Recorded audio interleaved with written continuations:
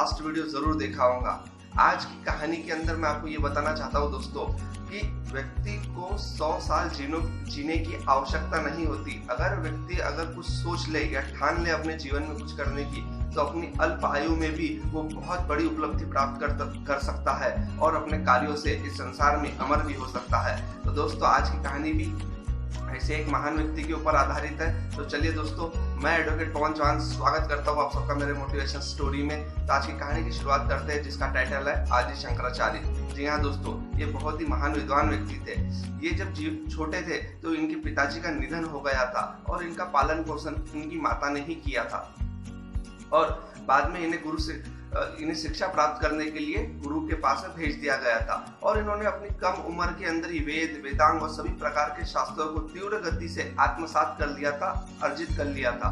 और अपनी शिक्षा प्राप्त करके जब ये अपने घर लौटे तो अपनी माँ की सेवा करने लगे और उनकी माँ को इनके विवाह की बहुत चिंता हुआ करती थी। पर ये तो जो वेद की पाठ करते करते इनके मन के अंदर वैराग्य का भाव था और ये सन्यासी बनना चाहते थे। पर जब इन्होंने अपनी माँ से ये बात कही तो उनकी माता श्री व्याकुल हो गई और सोचने लगी कि मेरा बेटा क्या कह रहा है।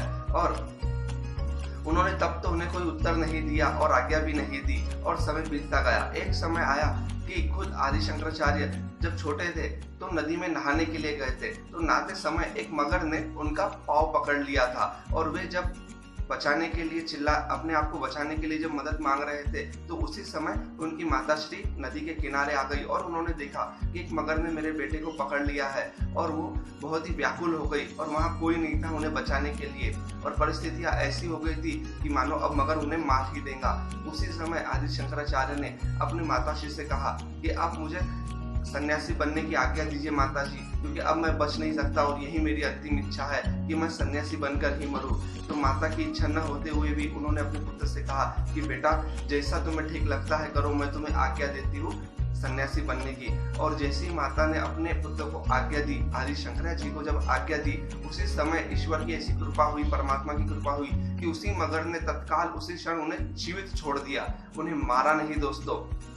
और ये चमत्कार हो गया जब आदि शंकराचार्य अपने किनारे पर आए नदी के, उन्होंने अपने माता के चरण छुए और उनसे आशीर्वाद मांगा और उन्हें सन्यासी जीवन का महत्व समझाया। उन्होंने अपनी माता से कहा कि मैं तो सिर्फ केवल आपका पुत्र हूँ, मगर ये सन्यासी का ये पूरा संसार घर होता है और मैं आपको वचन देता हूँ कि जब भी आप मुझे बुलाएंगी मैं उसी क्षण आपको मिलने आ जाऊंगा।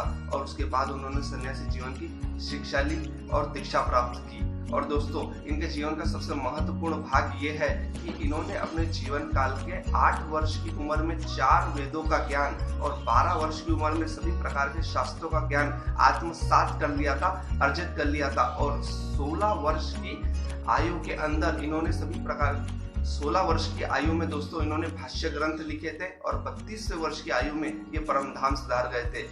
दोस्तों हमें इनके जीवन से बहुत कुछ सीख लेना चाहिए कि इन्होंने अपने अल्प आयु में बहुत सी उपलब्धियां प्राप्त की थी और जीवन के अंदर बहुत से बड़े बड़े कार्य किए थे और इनका जीवन हमारे लिए बहुत प्रेरणादायी है और हमें बहुत कुछ सिखाता है। तो आशा करता हूँ आप इनके जीवन से बहुत कुछ सीख लेंगे और यही हमारी कहानी का मोरल था कि व्यक्ति अगर दृढ़ निश्चय कर ले तो अल्प आयु में भी बहुत कुछ कर सकता है, उसे 100 वर्ष जीने की भी आवश्यकता नहीं होती। जैसे आज के हमारे कहानी में आदि शंकराचार्य जी ने 32वें वर्ष की आयु में ही सब कुछ अर्जित कर लिया था, उसी प्रकार हम भी अपने कम उम्र में भी बहुत सी चीजें कर सकते हैं, बस हमें जरूरत है तो दृढ़ निश्चय की। तो दोस्तों मिलते हैं नेक्स्ट मोटिवेशन स्टोरी में। अगर आपने मेरी कहानी को लाइक, शेयर, सब्सक्राइब नहीं किया तो जल्द से जल्द लाइक करें, शेयर करें, सब्सक्राइब करें और बेल आइकन बटन दबाना ना भूलें दोस्तों। अब तक की कहानी के सभी लिंक्स आज की कहानी के डिस्क्रिप्शन में आपको मिल जाएंगे। जय हिंद, जय भारत, धन्यवाद।